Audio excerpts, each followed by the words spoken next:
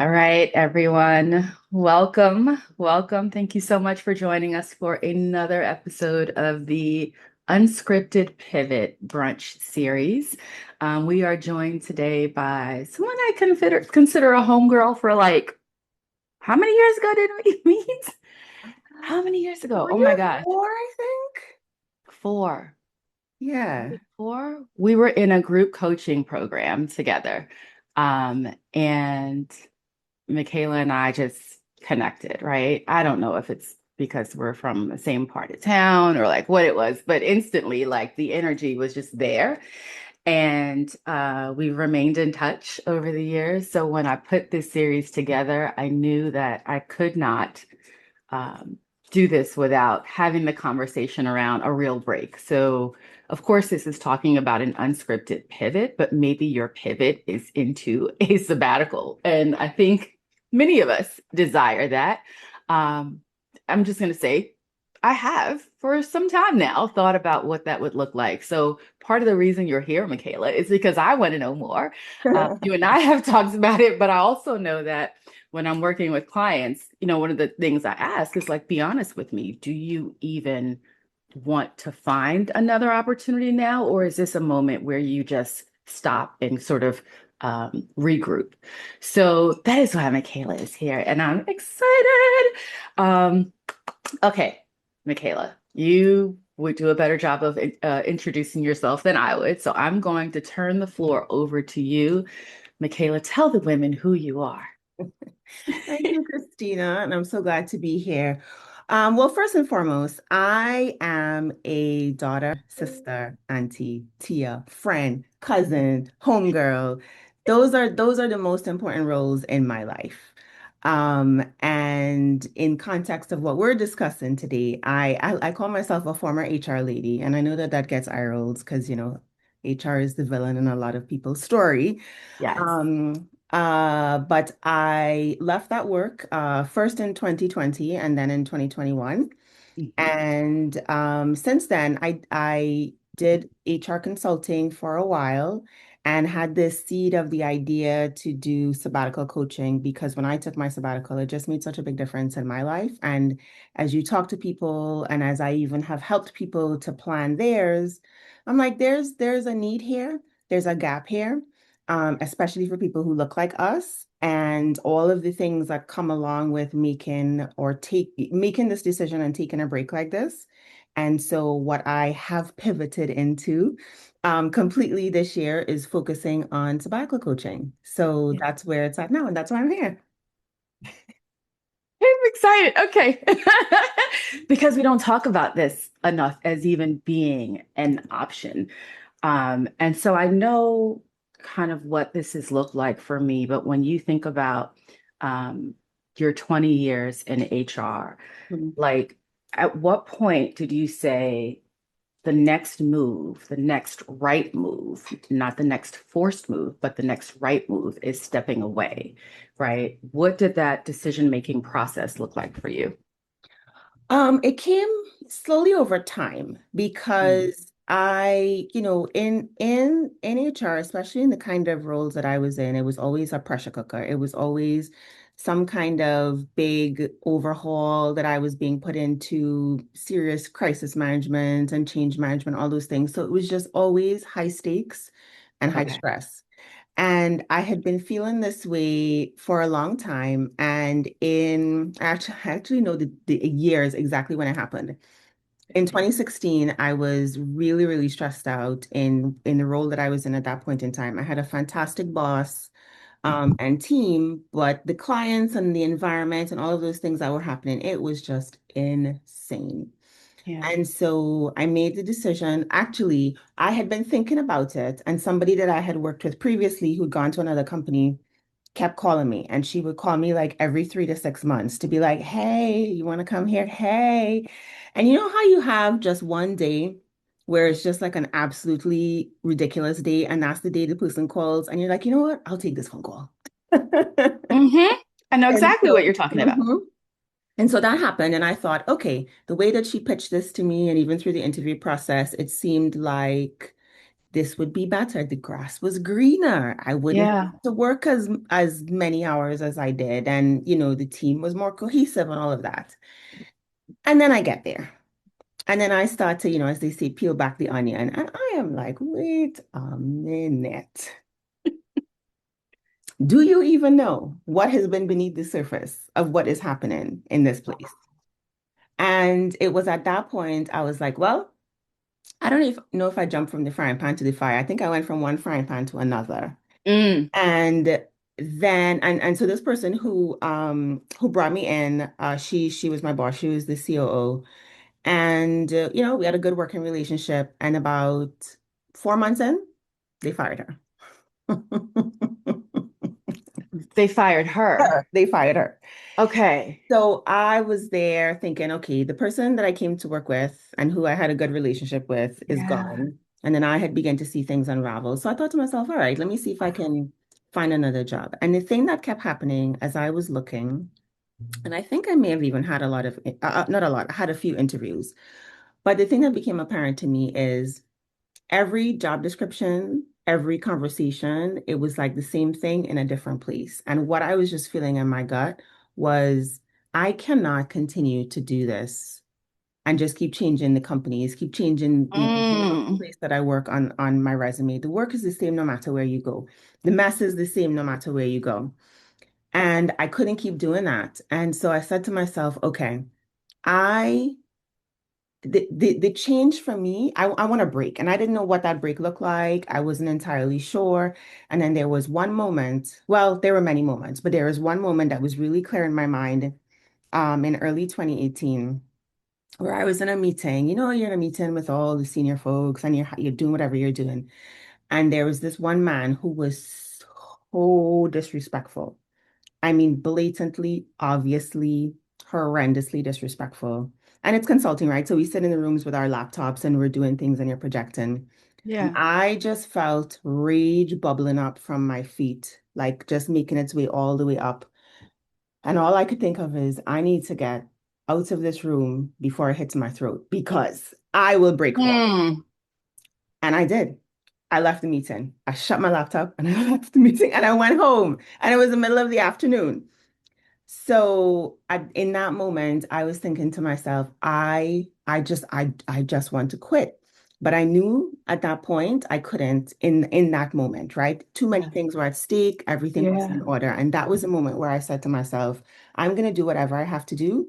That when if this moment comes again and I need to quit on the spot, or I figure out that I had a date in mind that I wanted to resign, but I wanted to give myself room to do it earlier if Hmm. there was another moment like that. And I made the decision to steel myself and deal with whatever nonsense came up because I had this goal that I wanted to get to, Yeah.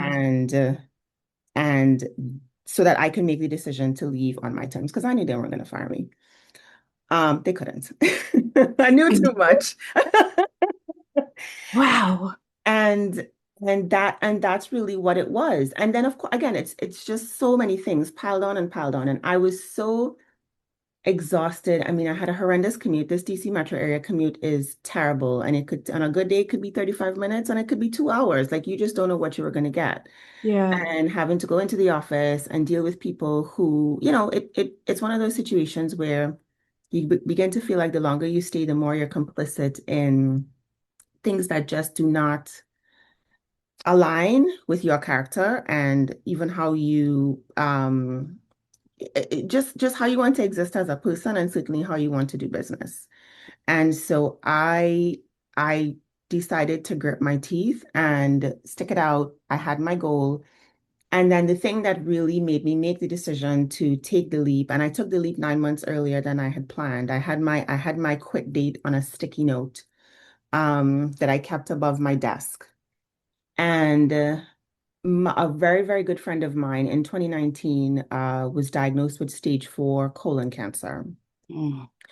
And seeing him in the hospital in the state that he was in, and just sort of having that realization was really, really difficult. And I managed to hold it together on the trip there to see him, and, spend time with his wife, support her, support his parents. And when I got home, I just kind of had a breakdown and I was Yeah. like just crying, oh my gosh, my friend, my friend, my friend. And then also like, what is this life? How could he be so young and be like, there's no coming back from that, right? At that Yeah. point, it's Yeah. like quality of life at that point, and how do you maintain and extend it as much as possible?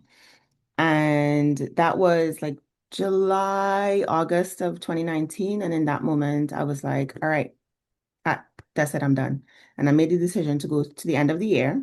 Mm-hmm. And be smart about it because if I stayed through December 31st, I'd get my profit sharing. Just keeping it Yep. real. You got to do what Yep. you got to do. I Yep. walked away from my bonus because I worked a full year and I did not stay until the bonus payout. I did not care. It was Mm-hmm. worth it. And so I resigned early December. I gave them a month's notice into early January. And then I said my goodbyes gleefully. Okay. You said a lot, and I felt all of it. Like at one point, I had chills. At one point, I'm like, I could feel it going to my throat. Like you talked about earlier, I'm like, I Yeah. feel like so many of us, and I don't know how many of you in this room want to drop something in the chat, like yes or no. Have you experienced that feeling, the disrespect, the I can't take this another day? The if I don't leave now, I am going to lose it. Um, I have absolutely been there, dare I say, multiple times in my career, in my HR career. And I know it's not limited to those of us in HR, but like I've been there multiple, and even before my HR career, I was in financial services. Whoo-hoo! Mm, mm-mm. The disrespect that Hmm. we, dare I say, put up with because we don't either know the options available to us or we're not in a space to where we can execute on our departure.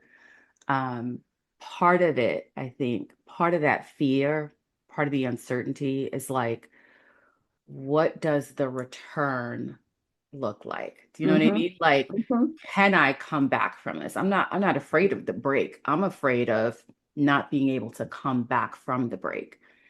How do you do that? How did you do that? How do you work with clients to do that strategically and realistically?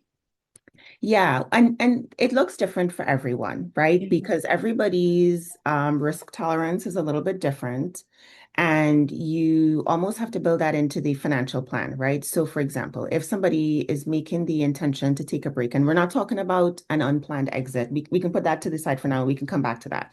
But if Right. you are in control of your timeline, and you say, okay, this is the date that I want to leave, and you do all the things. I mean, there's a lot of financial work that has to be done to just make sure that you're secure because that is the number one concern that most people have. How am I going to live? How am I going to survive?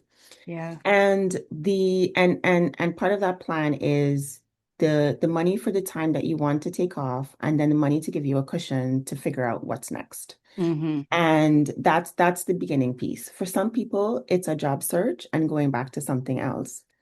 And what I've observed is that the bravery of making the decision to step away for a while increases the bravery in maybe the kind of opportunity they might pursue after, or if they step into something. There's one person who took a role that was not ideal at the end of her sabbatical. But it was coming to the end, it was coming to her timeline. And she's someone who would stay in her job for a very, very long time and just wouldn't leave, regardless of what was happening. And that Yeah. new job was not anything that she wanted. There were a lot of issues. And within 6 months, she made the decision to leave. And the old version of her would never have done that. She would have stuck it out. And Yeah. so it increased the bravery and I think the tendency towards taking action rather than just accepting things the way that they are. And Hmm. so it's different now, right? We know what the current economic environment is. We know all of those types of things. What I can give you an example of what worked for me and actually helped me to do the consulting that I did. All of the consulting that I did some in 2020, but really from 2022 to last year, um, were people I used to work with before. So Okay. the, nothing was a cold lead or a cold anything. it's the reputation for the work that you've done Mm-hmm. and maintaining the like a loose tie, right? It doesn't have to be somebody you talk to all the time. It doesn't have to be somebody that, you're going to drinks with and hanging out with. But when you identify, and I was very intentional about this before I left, I would pick one day, I think it was twice a month because I had this really horrendous commute. And instead of staying in the office until 7 o'clock to try to avoid the traffic, a couple of days I would say, okay, I'd leave at 5 or 5:30 and I would meet somebody for dinner. Mm-hmm. And this is how I'm keeping the connections kind of warm as I left. With the people that I liked and the people that I don't like, whatever. I still very much feel like they can kick rocks. I do not feel compelled to stay connected to the people that I just do not think are good people. And those Yeah. exist. Yeah. And what begins to happen is when people know what you're doing, first of all, they think it's incredibly brave. And then what was incredible that happened is people were speaking my name in rooms that I was not in. And Lovey, I don't know if you Mm. know Lovey Ajayi Jones, and she talks about that I all the do. time. Yep. And the connections came from someone who was talking to someone else who said, "Wait, you need this? Remember Mikaela?" And it made a difference. And I made the choice to not go on as an employee, and rather just do consulting because I still wanted to manage my time and just do Mm-hmm. it part-time. And I still very much was not in the mode of trying to get back into um, anybody's corporate job. And that's how I made that work for me. So the strength, I never forget, there was a paper I read in college a long time ago called The Strength of Weak Ties. And you Okay. can still find it if you Google it. And it just talks about the importance of keeping those connections, however light, with people that, in a way that is reasonably meaningful. And Mm-hmm. because those are where a lot of opportunities come from. Everybody doesn't have to be your best friend. And Mm-hmm. for the folks who want to come back to something, taking some time to what we do is we take some time to think about, okay, based on where you were and where you want to go, what has to look different for you to feel like this job is going to be a good fit? And then you arrange your job search in a way that meets that criteria. And you give Mm-hmm. yourself room as much as you can to be selective, so you're not getting to the point where you have to make a desperate decision to take whatever comes. And I get it. In this environment, things have changed a lot for us in the last 12 months, Yeah. in terms of the job search. But I think it still applies. The importance of I mean, it probably is even more relevant now when folks are talking about, resumes are going into big databases and they're not getting calls back and they're getting so many applications. Yeah. One of the easier way ins is to know somebody. So, and I think it's also important to be a connector. So not just ask people for help, but to also be someone who folks know that they can come to. Someone came to me, they needed to hire a particular role. And I said, "Oh, wait a minute, did you think about such and such?" And they're like, "No." I said, "Okay, I have his phone number. Let me connect you." And then Yeah. they were able to make that connection. They ended up not moving forward, but they rekindled an important professional connection that was helpful in other ways. So it's about being genuinely helpful to other folks because Mm-hmm. I think that pays the karma in that is really excellent in the future when you need it. So again, that part of it is not super specific. I can't give a sort of roadmap for every single person because it really Mm-hmm. does vary. It depends on your industry, it depends on the kind of work you do, it depends on your geography, it depends on what you want. But I think those steps are helpful to everybody, regardless of what kind of work they do, if the choice is to go back. Now, some people don't want to go back. Real talk. Re I'm just Case in saying. point. That's real talk. Some Mhm. people don't. You don't. And so then it becomes a conversation about, well, what do you want to do? Mm-hmm. And what does that look like, both sort of realistically for what you can execute, for what you need to survive. Yeah. And that's another part of the conversation. So in my case, right now I'm placing the bet on me. The heart that I'm choosing is to be a small business owner. Mm-hmm. And it's something that people glamorize a lot on the internet. And those of us who know, ain't Yeah. nothing glamorous about this. Yes. Yes. Nothing. It is one of the hardest things I have ever done. Not because the work itself is something that I'm not capable of, but the structure behind it, even with the experience that I have running departments, there are new things that you have to learn. And in the beginning, you have to wear all the hats.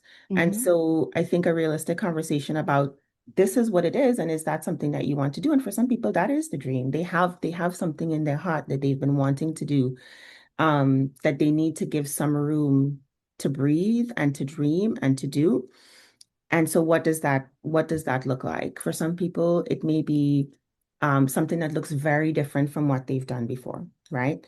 Maybe they are, I don't know, you're doing a very sciencey STEM job and you have this passion for public speaking and you want Mm-hmm. to do something. It's a completely different realm, right? Yeah. And part of what I also think is important to do is once people get to the point where I have helped them with everything that I can help them with, to route them to other people who have the skill and the expertise to coach them along in the next thing that they want to Mm-hmm. do, right? I do not Mm-hmm. claim to be able to solve all the problems of all the people. But the big thing is that we need to give ourselves a little bit of space to dream. And dreaming can feel really scary because you don't know the answer, you don't know how. I think sometimes we limit our Mm-hmm. dreams because it doesn't feel like it's achievable. So we kind of stuff it down. And I believe that that can show up physically in aches and pains and illness, or just in a life that feels unfulfilled. Um, it can feel like resentment. It can feel like disappointment. And that it's easy to say that's no way to live, but a lot of people do live like that. And we probably know a lot of people who are like that. So it's a choice to say, okay, I want to take some time to examine this and figure out what's next. And for some people, the next thing is a job and it's fine. They get a job that they like and Mm-hmm. everything is good and it's smooth and they go back to it and they've had the break that they needed. Everybody isn't, chasing something, some kind of unicorn, you know? Right. Yeah. So I know this is resonating with some in the room. I think my question to those who are here today, and if you're watching the replay, of course, drop it in the comments, but kind of what's one word that comes to mind when you think about a career break? Um, and I'll go first. Gosh, I said I'll go first. That wasn't a good idea because struggling to narrow it down to one word. I mean, I think it's the fear. I think part of the fear stems from being on the other side of the hiring table for so many years Mhm. and being part of those conversations where we're reviewing resumes or we're talking about candidates who have taken career breaks. I think on the other side of COVID, that looked different, right? Well, yeah, of course you took a career break. I mean, life fell apart. So you have I tend to suggest individuals have a little bit more understanding of how life changed, right? And career breaks were essentially forced in many cases. Mhm. Um, but yeah, fear comes to mind. And I know you've also been on that other side of the hiring table, um, where you're looking at someone who's taken that career break, that sabbatical. Again, I think it's more accepted now than it was in previous years. Kind of what are your thoughts around having to explain that career break if your desire is to go back into employment? I don't think that it's as hard as people think it is to Yeah. explain it. What's interesting is that on the other side, and there's always going to be folks who are just still in the old school mentality. I remember back in the day, it was like if they saw somebody who only stayed at a job for 2 years, they were Yes. frowning on that, right? Now it is so normal that the folks who actually know what they're doing and are doing a good job of it have adjusted their expectations that that is the environment that we're living in. Mhm. And um, of course you can see patterns sometimes that may seem like they may be problematic. And then that's what you have an interview process for, right? To figure out like, is this person who just keeps someone who just keeps leaving, like they are the problem? And a good recruiter will be able to kind of get under the hood and figure that out. But in terms of explaining it, there's, well, you don't want to be too honest. People don't need to know all your business, but Mm-mm. honest enough to say, whatever. And again, everybody's reason for taking a career break is different, right? It could be a situation where, I made a decision to go and spend 3 months with my elderly parents who live in a different state or a different country. I hadn't seen them for a long time. I hadn't spent, I don't know, more than 2 weeks at a time with them, and I wanted to spend this time with them. And so that's what I did. If somebody can accept that as a reasonable explanation for a gap, then I think it's indicative of the culture of the organization and that individual. And then I think that forces you to question if that is the kind of place that you want to work. It almost becomes a process of elimination for you because Yeah. after taking the break, what I guarantee will be important to you will be the type of environment that you go into. If you're Mm-hmm. coming from a pressure cooker with a bunch of jerks, it is unlikely that you're going to and that was a problem for you. It's unlikely Mm-hmm. that you're gonna want to go back into that. Now, some professions, it kind of just is what it is. That is what the environment entails, and people Mm-hmm. accept that and can manage within it. But in conversations with folks when they're making decisions to move away from that, it's because there's some kind of misalignment with who they are and what that environment is. And so that is what should color the type of organization you look to work for in the future. And let that be a filter for you. So be honest enough without telling everybody all your business. Yep. That's it. You don't need to lie. That's it. Mm-hmm. And it is really that simple. And Mm-hmm. if they don't understand it, then you got to have a conversation with yourself. Is that truly somewhere I want to work anyway? Exactly. Right? They don't acknowledge the human. They don't acknowledge the life phase that I'm in. And if this is what they're focused on as opposed to my quality of work, the value I add to the organization, then yeah, it's not where I'm supposed to be. Um, I love that. You've said so much, and I'm writing so much. Like you have no idea. And you and I have had these kind of conversations, but I'm like, every time you say it, I'm like, yep, yep, yep. Grass is not greener, right? You got to think it through. When I think about the fear also, so it's not just the fear as it relates to the return, but it's also the fear as it relates to the numbers. And you've talked about running the numbers. Mm-hmm. Um, Everyone's situation is different. What does the process look like? So maybe it's not enough to have the 3 to 6 months, right? It's the how much do I need for whatever that quit date is? You mentioned the quit date until you already plan out that return date. So you know the amount of time you're going to be out. When we're talking about a strategically planned sabbatical, you know, whether it's a year, 2 years, you plan for that in terms of living expenses plus the cushion, right?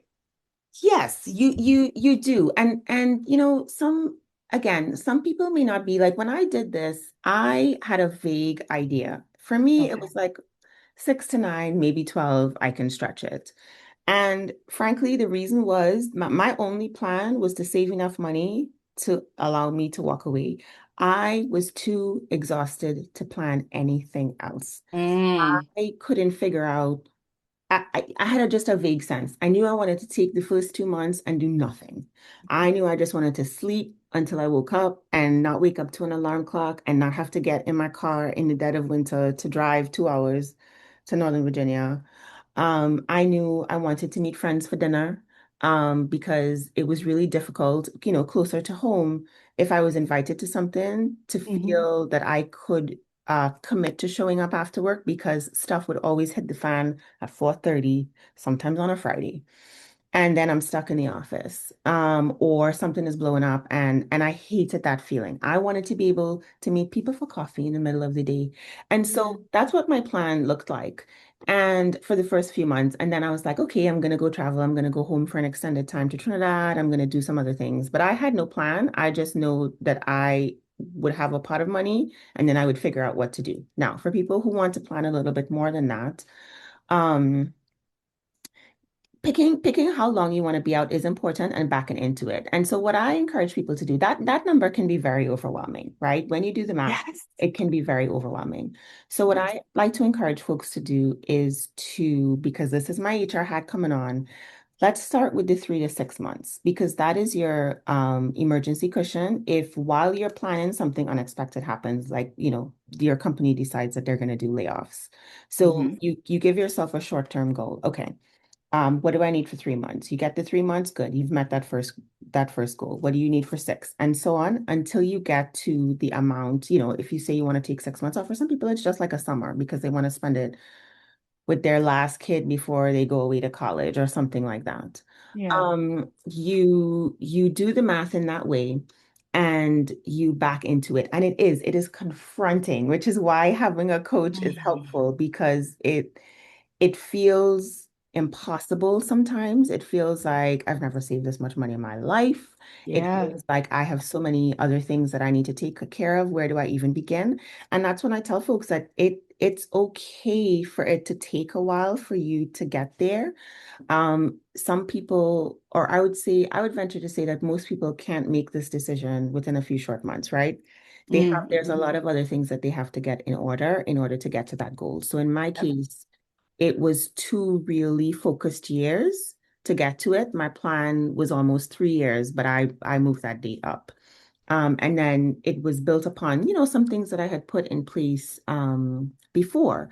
So so going back to your question, what I like to suggest is people start with, okay, if I got laid off tomorrow, what would I need to do to get myself in order or to survive this, right? So you think about and not a layoff necessarily with severance. The severance is gravy, but if you look at those poor Spirit Airlines employees who all got let go at the same time with no severance in the same geographic location, doing the same kind of work, all competing for the same jobs. That I mean, the gut wrench that I felt when I heard the news, and then of course I went digging to see, well, what exactly were they being offered? And it's all out there, right? Hmm. Um, and it wasn't much of nothing, right? Not even their vacation payout unless they were in a state that requires it by law. Not even their accrued but unused vacation payout. So I, Yeah. I I tell folks to think about what that is because having been someone on the side of the table, this was the worst part of being in HR, having to tell somebody that they're losing their job. Hmm. And the reactions that you would see from people, whether it is folks who just take it like, okay, fine, no big deal, and then those who are absolutely devastated. And Hmm. sometimes the people who are devastated are not the ones, like it would be the people who are making a lot of money Hmm. and they would be having an absolute panic about whatever it is that was going on, right? Yeah. So what I encourage people to do, just to just go back to it, I'm going off on a tangent, to take a look at if you were to lose your job tomorrow or next week, what would you have to do to be able to keep going forward, right? So it's a matter of looking at your essential expenses versus your non-essential expenses. Because you have to think about, all right, well, what can I cut back on so that whatever I have can last longer? What do I need to have saved to be able to withstand Hmm. um, unemployment for whatever period of time? And when you have a sense of what that number is, if you just start with 3 months, then you know the number, you know your financial situation, and then we can get really creative about how, I mean, creative to a point, about how we find the money to build that pot, that emergency fund. I always, always, always suggest that it's a separate savings account, not your Okay. regular savings account. I'm a huge proponent of having multiple accounts because you give the money an assignment when you give it its own account. So Yep. if the assignment is this is my emergency fund, and there's an emergency fund. Like when I was doing it, I had an emergency fund and I had an escape fund. And an emergency fund is like I need to replace all four tires on my car at the same time, which Lord have mercy, why are they so Gee. expensive? And the escape fund was the money that I was planning to use for my sabbatical. And every time somebody made me mad, I would pull up the app on my phone and just look at it and remind myself that I wasn't there yet and I can't quit yet. Yeah. So it's it's giving your money an assignment and starting in 3-month increments until you get to whatever the goal is that you have to get to.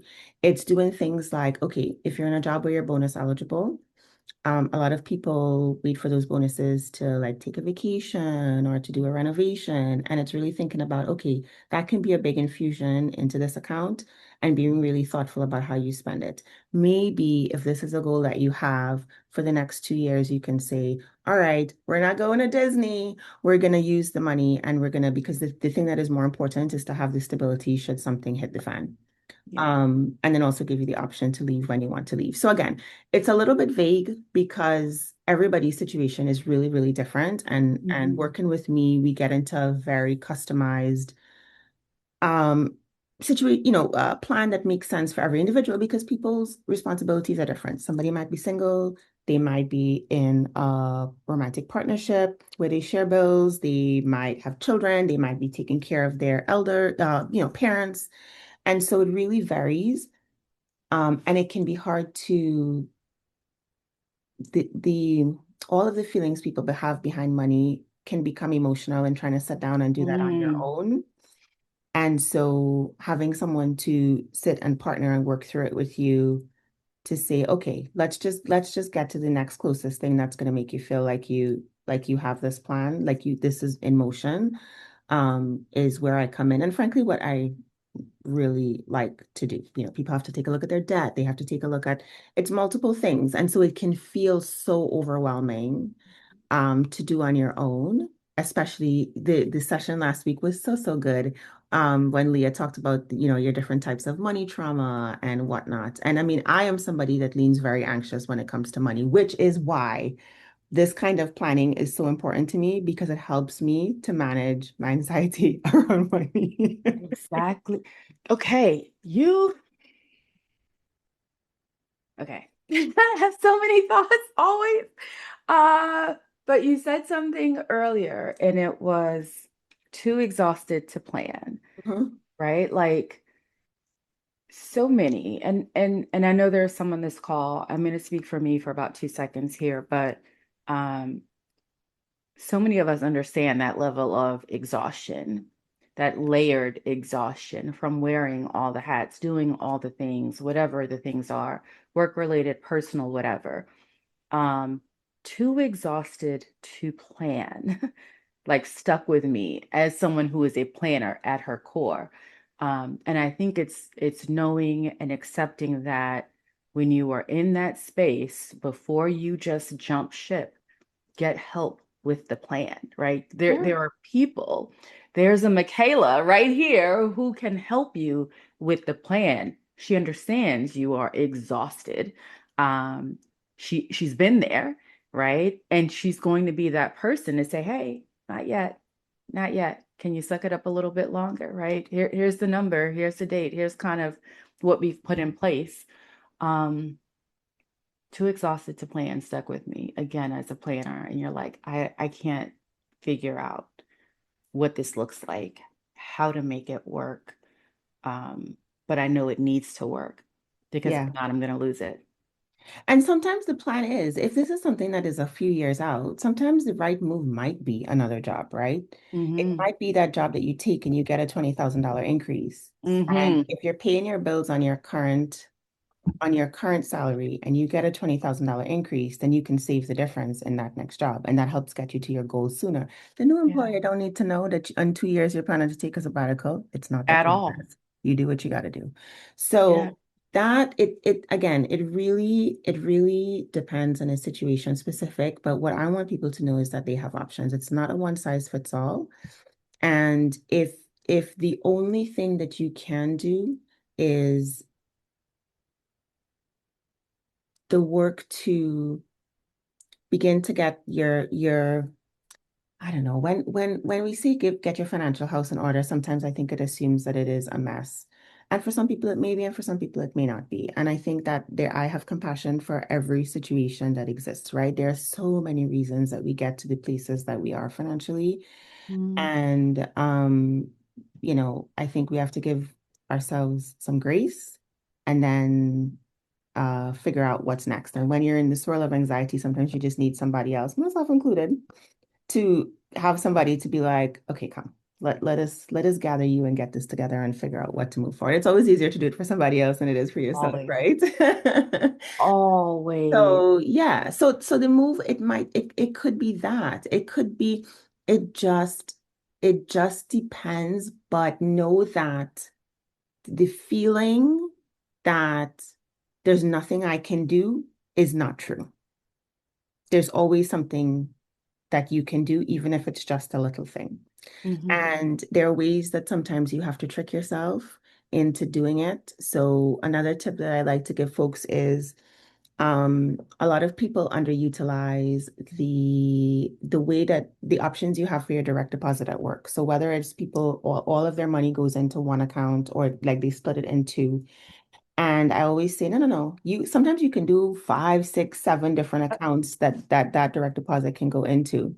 And people set it up however they set it up when they first join the organization, and sometimes they don't go back to it. Well, no, okay.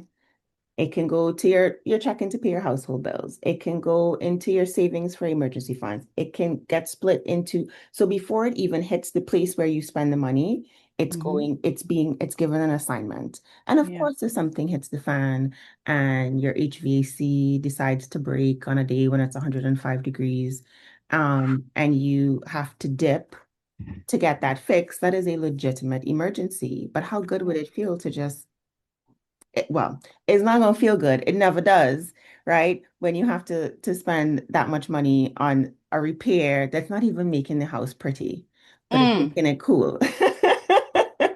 Which keeps you pretty. So, Right. But it it's just sort of it's giving yourself the peace of mind that you can withstand whatever may come. And that's the big thing. And then when, going back to the point of people being laid off, the the folks who landed the best and reacted the best had already had things in place to allow them to withstand it. And it's not an indicator, or I should say, their income is not always an indicator of how well positioned they are to handle it. Because, like I said, I've been across the table of folks who are making really, really good money, and they had an absolute panic about being able to take that kind of financial hit, even with, a generous severance package. And that was something for me when I was very young coming into this field. Um, I mean, I think I've been around for the early 2000s when everything crashed. Then I was in financial services. I was in financial services in 2008 and 2009. yeah. Um, and the thing that instilled in me is how we make decisions as a household, is important. We always think about like if we needed to live on one income, what are the decisions that we have to do? Because being in HR, you know how easy that is for that to happen. Yep. And so, yeah, maybe some things aren't as glamorous and fabulous as you'd like it to be if you were just like this all the time. But the security of knowing that, all right, if something pops up, and y'all, I do not come from any kind of money. This is not privilege talking. This is not the ease of somebody who I came to this country with $10 in my pocket and two suitcases. Okay, so Wow. if I could get here, if I could, do the things and educate myself, because nobody was telling me what to do to figure out how to, I mean, who could have even fathomed that I could make this move and take some time off. It didn't seem real until I did it. And you know what? I'm gonna take that back. I wouldn't say it didn't seem real until I did it. My wife did it first. And so Really? she did. And I think that is what made me believe that it could be done. Yeah. And her situation was more that she was in a company at a time where a lot of transition was happening, Hmm. and it was not good. She was coming home from work very, very, very grumpy. Very grumpy. And then, unfortunately, her mom also passed away Yeah. in the midst of all of this. And so when she came home and said that she was going to volunteer for a riff, it was kind of like, okay, all right. And Hmm. we can figure this out. And I think, we can withstand it because Mhm. that was the break that she needed. So in her case, the break was a bit of burnout and the nonsense Mm. of corporate life, but also grief. And so that's when I see when when people are approaching this, their reason, their why, the reason that they need the break can be so very different. And it shapes how the plan is made and it shapes how the plan is made to leave and it shapes how you spend the time that you are taking off to rest and to reset and to do whatever it is that you want to do. And so she did that first. And I saw her come back to life. Like I got my girl back. Yes, yes. And that made it real, like, okay, I can do something similar. We were able to withstand it, and then it was my turn, and I got to take my turn. And Hmm. so I think that that's the other side of it too, right? Sometimes it's not us that needs it, sometimes somebody else needs it more, right? Because certainly at that point in time, she needed the break much more than I did. And it was necessary, and I'm glad. And she's someone who transitioned back into a corporate job, and she has a job she likes, a boss she likes, a company she likes, a team she likes. And Wow. so, it's a good thing all around, and it was a good break for her. I love that. I love that. Sometimes we need, and this is another reason we're having this conversation, right? Because I think it's important to see that others are doing and or have done what it is that we desire to do. Um, Oftentimes it can feel impossible or out of reach, or like the only people who get to do it are the wealthy, right? Right? Like we have that idea in our head, and you're like, yeah, no, I didn't have the silver spoon. I had $10 in two suitcases. Yeah, I built my career and I made it work. I do have an HR question sure. because all things HR. But before I ask, does anyone here have questions? Because it's not often you have an HR professional here to talk about career breaks. So if you've got a question, certainly raise your hand, drop it in the chat. I want to make sure we pull at least one or two questions if time permits. So please, again, raise your hand or drop your question in the chat, and Mikaela will tackle it. I won't. I'm taking notes like the rest of y'all. Um, my question is about FMLA. And Mhm. typically, when I'm talking to clients and they're like, yeah, Kristina, when I ask that one question, like, do you even, like, I know we're having this conversation now about your next role, but do you want a job? Um, they're often like, no, I think I'm going to go out on FMLA. That is one of the first things that comes to mind. That's what we associate with taking these career breaks, burnout, all of that. Talk to us a little bit for a minute about FMLA and how that and when that plays a role in your break. Yeah, so that may definitely be an option. So Hmm. FMLA is 12 weeks of job protected leave. By law, hopefully they don't gut that, as well, because Yeah. goodness grief. But it is unpaid. And so it does still require some planning. Depending on your company, they may require you to, say, use your existing PTO concurrently. So if you have 3 weeks of PTO, you will essentially use that up for the first 3 weeks while the FMLA is happening, and then the remaining weeks will be unpaid. It does require a medical provision, right? So in a situation like this, if it's not and a medical provision, so something that wouldn't fall under, say, short-term disability. So if you have to say, or does it? I think it may run concurrently again as well. Say you had to have Concurrently. surgery Yep. and you have to be out for 6 weeks, and the short-term disability will cover that. Usually it's not 100% paid. It might be anywhere from, like, say, 60 to 80% of your pay for the 6 weeks. The FMLA doesn't require anything as major to be wrong with you, but you certainly can speak to a therapist, and they can write a note that saying that you are required to take the time away, and you submit that to your HR department, and they are required to review it. And in most cases, they will approve it. If they have questions or if something is vague, they can go back. But they also are not required to have all there's some limits to the amount of information that they need to capture about your business. And your healthcare provider, your mental health provider will be able to know exactly what should and shouldn't be included.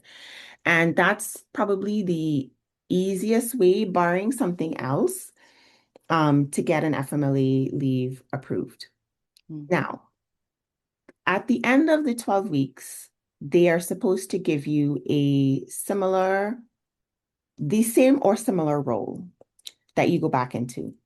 And I think many places will because they are required to do that. But some people might try to play in your face. And you also need to be prepared for that depending on the kind of organization that you're in. I mean, some people kind of already know if people are doing things that are a little bit crazy, we'll plan for the end for to eat, whether you want to go back or you're going to use those 12 weeks to find another job, or do something else. But that's part of where you kind of play your options. But it is a way to say, okay, this will secure my job when I come back. And they may or may not approve you for the full 12 weeks. It depends on sort of what the situation is and what your mental health provider gives to them. The other way you can use FMLE, it's for care of yourself and for care of others. So for example, if you have to take care of a family member, you are the primary caregiver. You have to be the primary caregiver. So it can't be a situation where like your dad isn't well and you want to go help your mom, but your mom is the primary caregiver.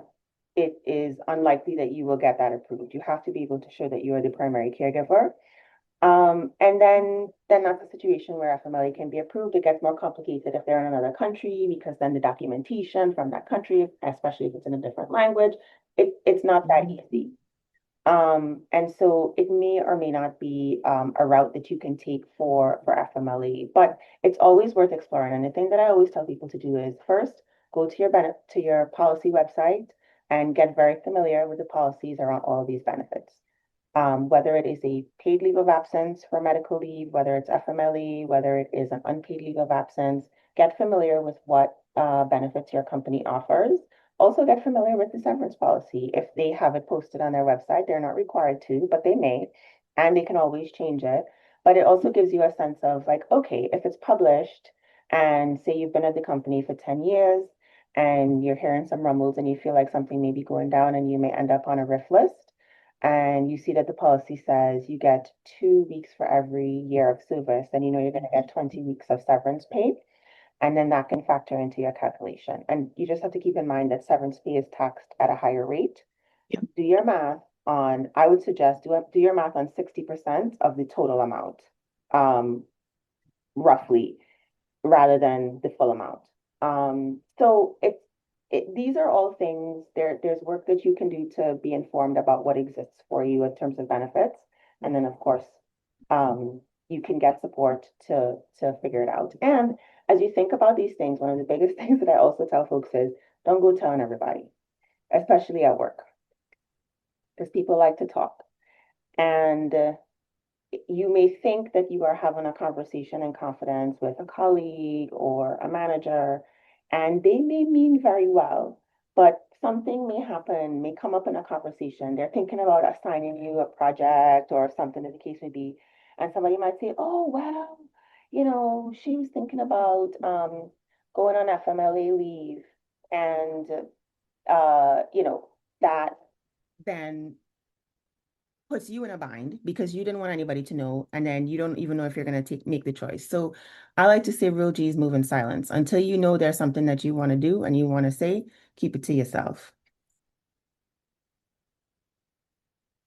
HR lady said, real G's move in silence like lasagna. I love it. I love it. Um, I love it. Okay, so y'all didn't see that coming, did you? I love it. Okay, so that was one of the questions I had. Like when we start talking about doing this through certain channels, what does that look like from an HR perspective? So yes, and I'm glad you touched on severance and reviewing that policy too, because not enough people know what that looks like. Not enough people know the options to negotiate severance and all that fun stuff.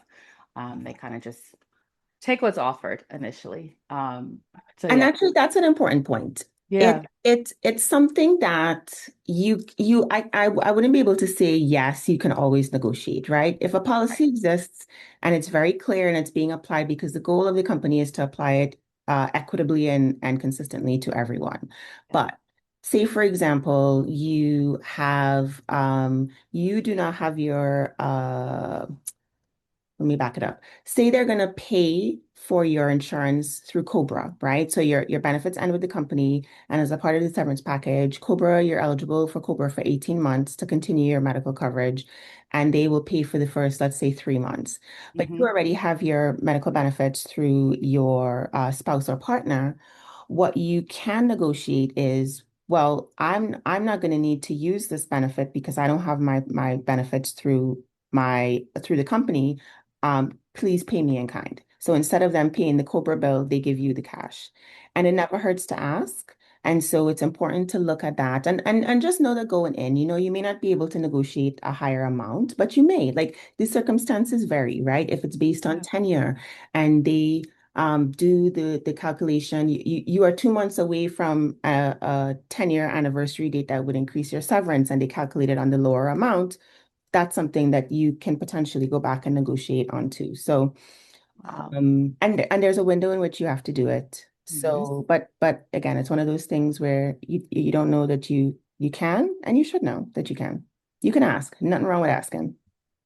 Can I just say this as we wrap up?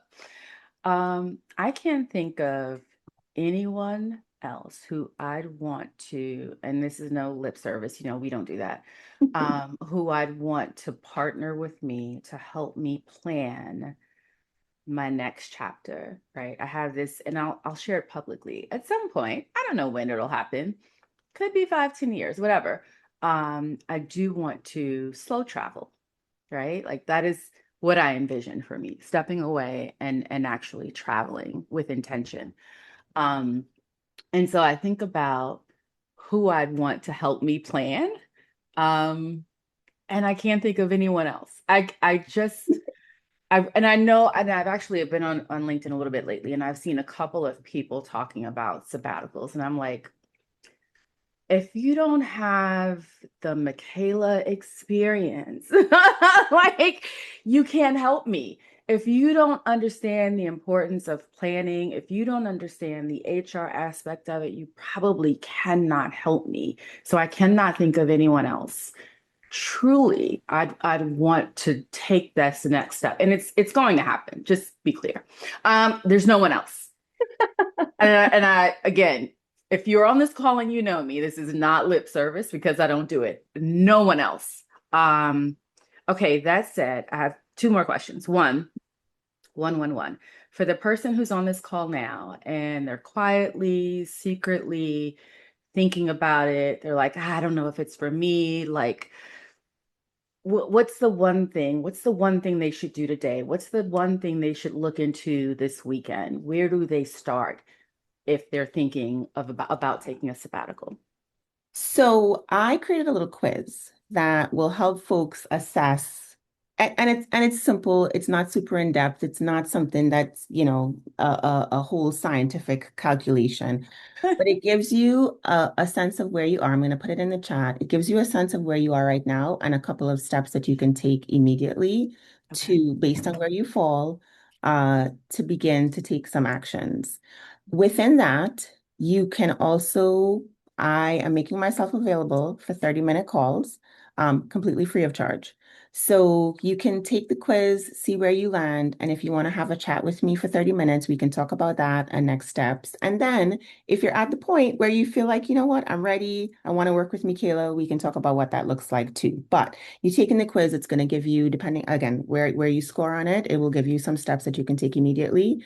And a free call is a free call, y'all. So, use it. And Yeah. we can chat about that. And I may be able to give you some tips for where you are right now to get you going, even if you're not at the place where you're ready to move forward working with me. I'm happy to talk with you. Jesus. Okay. I knew the call was going to be amazing. I knew it because we've talked, but like I wrote so much. I'm like, Kristina, y'all have covered this already. But like hearing it again sometimes from you, I'm like, yep, this is doable. Yep, greener grass on the other side. Yep, the frying pan to the other frying pan. So much resonated with me today. And I know with others on the call, and I know with those watching the replay. So I mean it when I say thank you, because the work you're doing will change lives, is changing lives, has already changed lives. Specifically, and I'm thinking about people who look like us, right? Who maybe didn't have the silver spoon, and it may not be a no-brainer to just step away from your career that you've built for 10, 15, 20 plus years. So thank you for doing this work. Thank you for saying yes when I asked. You are awesome. And thank you for the quiz, because I'm going to take that, although I know where I'm going to score. You have been take that. I can tell you already. Thank you, Mikaela. This has been amazing. you. Thank you. Thank you for having me and for just giving me the chance to talk about this because I am very passionate about it. I do believe, we see people taking gap years and all of these different things and we really do not see a lot of our faces in it, especially our mature faces, right? It feels like it's something for the 20 somethings. And those of us who are ladies of a certain age, you start to feel like, okay, I can't do this because life is this, life is too full. I have all of these commitments. And it just really is important for me personally, to live a life that feels fulfilled and a life of resonance, and to be able to, as I figure that out, to help folks along that same path who look and sound like us, because we deserve this too. And we have carried a lot and we are carrying a lot, especially now. And people talk about rest as resistance, and Mhm, it's a nice phrase, but there's such depth to it because if we think about, people in our family who were never able to take a break and never able mhm, to rest, this is us reclaiming our time and reclaiming our lives, despite what may be going on around us and the way other people view us. And so that is grounding for me in this work and why I believe in it so deeply and why I'm going so hard to make this thing a thing, for folks, for our folks especially. yeah. Yeah. Thank you. Okay. Happy Juneteenth. This is the happy Juneteenth weekend, Happy right? Juneteenth, This indeed. is the conversation we need to have about breaks for us, by us, intentional breaks. Yes. So thank you everyone who was able to join live. Thank you everyone who's watching the replay. Thank you in advance to everyone who is sharing this with someone they know would benefit from this conversation. I might be a little bit partial, but Mikaela is your girl when it comes to this. So please complete the quiz. Please put the time on the calendar. You will not be disappointed. Thank you, Mikaela, and thank you to everyone watching today. Have a great Thank you, weekend, everyone. Kristina. Thanks, everyone. Bye. Bye.